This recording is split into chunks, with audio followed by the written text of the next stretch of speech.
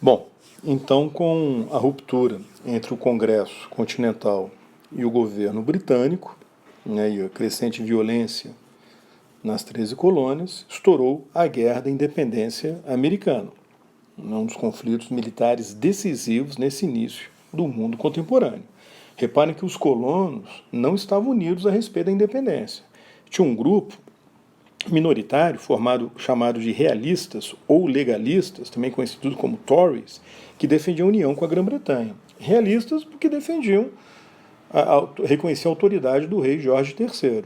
Legalistas porque defendiam a legalidade, quer dizer, a ideia de que as 13 colônias tinham que ser parte, né, do Império Britânico. Tories era o apelido dos conservadores lá na Grã-Bretanha. Esses caras tinham queixas contra a nova política colonial, mas achavam que a ideia de independência era uma ideia radical demais e eles não aceitavam a independência. Mas a maior parte concordava com a independência. E essa maior parte foi chamada de... Aliás, a maior parte não. Os realistas eram minoria. A outra parte da população era formada pelos patriotas que queriam a independência. Calcula-se que era algo em torno de 45%, né, dos americanos, os realistas algo em torno de 20%, né, dos americanos, e os outros 35% eram um grupo neutro, né, meio indiferente. Mas os patriotas é que defendiam, de fato, o separatismo, ou seja, a independência, e mesmo eles estavam divididos. Tinha um grupo mais conservador que queria a independência, criar um novo regime político, né, uma república nas 13 colônias, mas sem alterar a estrutura social, nada de revolução social. Os radicais queriam uma república, mas que representasse mais a vontade popular. Os conservadores estavam querendo evitar essa participação popular, né, e os radicais queriam um regime de soberania popular. De toda forma, a ideia de independência ganhou força quando um britânico, um jornalista britânico, republicano, simpatizante, né, da causa dos colonos e vivendo lá nas 13 colônias, o Thomas Paine, publicou em janeiro de 76 um livro, um panfleto, na verdade, chamado Common Sense, que foi traduzido aqui no Brasil como Bom Senso, onde ele defendeu a independência a partir daquela ideia do direito de rebelião contra um governo opressor, né, que foi a ideia que esteve por trás também da justificativa da Revolução Gloriosa lá na Inglaterra, quase que 100 anos antes, e a defesa do republicanismo. Com isso, então, o movimento de independência ganha mais força ainda. O Congresso Continental começa a elaborar um projeto, um documento para justificar a independência das 13 colônias, criaram uma comissão encabeçada pelo Thomas Jefferson, e no dia 4 de julho de 76, a independência foi declarada, quer dizer, a justificativa da independência foi declarada. Inspirada nas tradições políticas britânicas no Iluminismo, afirmando que o governo é uma criação dos homens, foi criado para proteger os direitos individuais, liberdade, propriedade, garantir a vida. E quando esses direitos são ameaçados pelo governo, aí o povo tem o direito, né, de se rebelar e estabelecer um outro governo. Que tem um quadro famoso do John Trumbull. O pessoal geralmente costuma dizer que é um quadro que representa a Declaração de Independência. Na verdade, ele era foi a apresentação de como se fosse um rascunho, né, de propósito de independência. Isso aí foi antes. Mas, de uma forma geral, é apresentado como se fosse a independência em si, né, a Declaração de Independência em si. Mas é um projeto de independência, rascunho é um projeto, né, que foi apresentado aí no Congresso Continental, mas acabou simbolizando a própria ideia de independência. Bom, a Guerra da Independência Americana acabou se internacionalizando, envolvendo outras potências europeias que eram rivais da Grã-Bretanha. Elas entram na guerra ao lado dos Estados Unidos. Isso aí foi fundamental para a vitória americana. Em 78, a França, onde era o reinado do Luís XVI, entra na guerra. A França não concordava com a ideia da revolução, mas viu na vitória dos americanos a chance de prejudicar a Grã-Bretanha e ter uma espécie de uma revanche pela derrota que a França sofreu na Guerra dos 7 Anos. Então Luís XVI manda dinheiro, manda armas e, sobretudo, envia milhares de soldados franceses que foram lá para os Estados Unidos e lutaram ao lado dos americanos. A França foi a principal aliada dos Estados Unidos. E reparem, isso antes da Revolução Francesa, ainda na época do antigo regime na França, de um regime absolutista.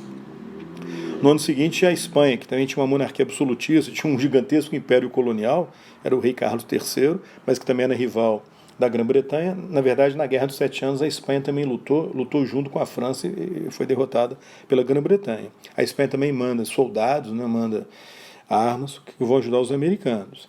E as Províncias Unidas, quer dizer, a Holanda, né, como o pessoal costuma dizer, o mais correto é Províncias Unidas, na época governada pelo chama Stadtholder, era uma espécie de primeiro-ministro, chefe militar, o Guilherme V, rival também da Grã-Bretanha em termos de comércio, também ajuda os americanos.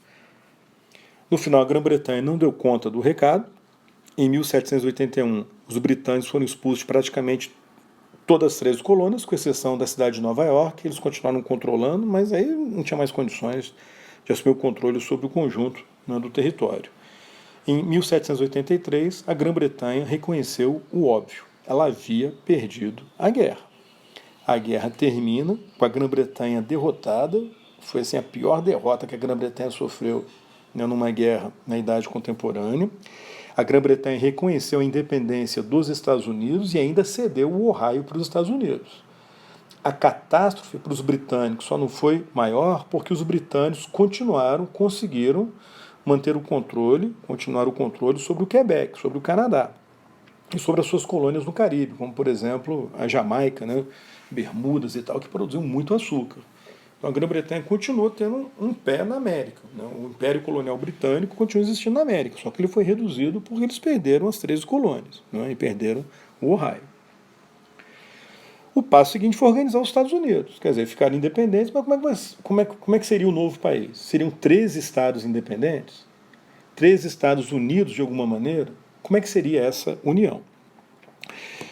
O país, no final, adotou um regime liberal republicano, inspirado no iluminismo, com um Estado laico, né, separado da igreja, e uma democracia limitada, né, porque era o padrão da época. As mulheres não votavam, tinha escravidão, aquela história toda.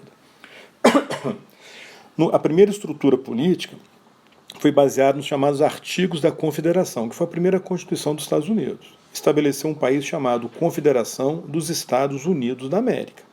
Uma república muito descentralizada, com um governo central fraco, era dirigido pelo Congresso da Confederação, que era o antigo segundo Congresso Continental, que mudou de nome, né? Não tinha um poder executivo central, de fato, né?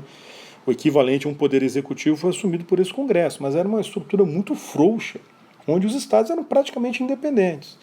No final, os próprios estados reconheceram que isso era inviável, que era necessário criar um governo mais centralizado, mas tentando também preservar a autonomia dos estados, até para poder defender o conjunto dos Estados Unidos na eventualidade de uma nova guerra contra a Grã-Bretanha, porque nem sabia o que poderia acontecer no futuro.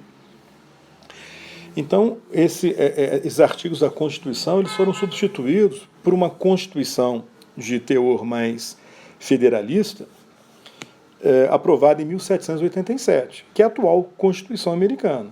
Ela estabeleceu uma república federativa, presidencialista, com a divisão em 3 poderes: um poder executivo, né, que era o presidente, o legislativo, que é o Congresso, o judiciário, a Suprema Corte, o presidente sendo um chefe de Estado de governo, numa eleição indireta, o Congresso bicameral, com o Senado e uma Câmara dos Representantes. Vai ter agora um governo central, controlando a política externa, comandando o exército, controlando a política monetária, né, e tendo um poder que inexistia na estrutura anterior, mas ainda assim conservando ou mantendo uma considerável autonomia para os estados. Por exemplo, questão de voto, cabia a cada estado decidir. Segundo exemplo, futuro da escravidão, cada estado é que iria decidir. Então veja, por exemplo, a questão do voto. Inicialmente, o voto era o voto censitário masculino, ainda que a renda não era muito alta, não. Então não dava para comparar, por exemplo, com o voto censitário na Grã-Bretanha nessa época. Então o voto censitário masculino nos Estados Unidos já favorecia a participação de uma parte da classe média. Só que os estados, gradualmente, a partir de 1790 até meados do século XIX, eles foram estabelecendo um sufrágio universal masculino. Então, a decisão acabou sendo de cada estado, né? E a questão da escravidão que vai ser mais importante ainda. A questão de saber se a escravidão seria mantida ou não seria decidida pelos estados. Resultado, os estados do norte, as antigas colônias de povoamento, que não dependiam, né, da escravidão, eram baseadas mais no trabalho livre, elas acabaram abolindo a escravidão que existia em seus territórios. Isso aí foi concluído já em 1804. né? Enquanto que os estados do sul, que dependiam da mão de obra escrava, preservaram a escravidão. Resultado, foi criado um país, mas baseado em duas sociedades. Formaram-se duas sociedades diferentes nos Estados Unidos. Isso aí vai atingir o auge por volta de 1860. O mesmo país, mas claramente dividido em duas sociedades diferentes. O norte, que foi virando uma sociedade moderna capitalista, industrial, né? No início do século XIX começa a Revolução Industrial lá no norte dos Estados Unidos, e o sul preservando uma estrutura social tradicional, escravista, baseada na agricultura, quer dizer, uma base agrária. É evidente que havia um grande potencial de conflito entre os dois estados da sociedade, porque a tendência era o norte querer expandir essa modernidade, isso faz parte da natureza da modernidade, é o processo de expansão, né? Enquanto que a estrutura tradicional sulista vai tentar conservar aquela escravidão, se chocando com a modernidade do norte. O primeiro presidente dos Estados Unidos, aliás, foi um sulista, né, que foi o George Washington, teve 2 mandatos, e que foi o comandante militar na Revolução Americana. Aqui vocês têm uma imagem dele. E ainda sobre a Revolução Americana, ela teve um grande impacto na história, ela influencia a Revolução Francesa, não foi o contrário. Não foi a Revolução Francesa que influenciou a Revolução Americana, foi a Revolução Americana que influenciou a Revolução Francesa. E, evidentemente, vai influenciar também a independência da América Latina. A independência da América Latina, se a gente incluir aí o Caribe, né, no caso o Haiti, começou em 1791. Na América Espanhola foi em 1810. Né? E quando, então, essa independência já estava praticamente concluída, ela concluída em 1825, 2 anos antes, em 1823, o presidente James Monroe lança sua famosa doutrina Monroe, dizendo que os americanos iriam apoiar a independência da América Latina e que estavam contra a intervenção europeia na região.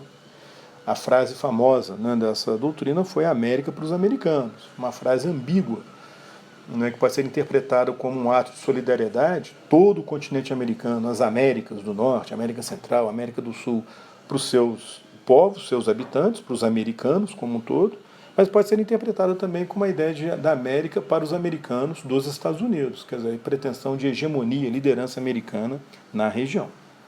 Ok? Bom, o próximo assunto é a expansão territorial, que eu falo daqui a pouquinho. É isso aí, pessoal.